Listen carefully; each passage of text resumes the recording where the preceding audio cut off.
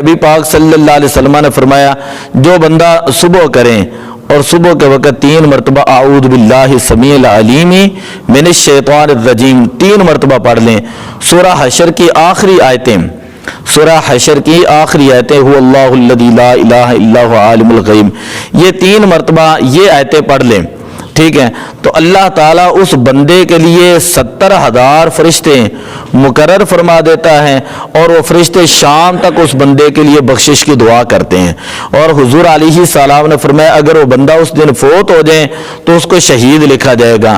اگر شام کو پڑھیں، غروب آفتاب کے بعد پڑھیں، تو طلوع فجر تک اللہ تعالیٰ 70,000 فرشتے مقرر کر دیتا ہے، اور وہ 70,000 فرشتے اس بندے کے لیے دعائیں مغفرت کرتے ہیں. اگر اسی رات اس کا انتقال ہو جائے تو اللہ تعالیٰ اس بندے کو شہداء کے اندر لکھ دیتا ہے کہ یہ بندہ بھی شہید ہے. باقی شہید کی کافی قسمیں ہیں، تو ان میں سے جو ہے اسے شہید اصغر کہا جاتا ہے. دعا اللہ عمل کی توفیق عطا فرمائے.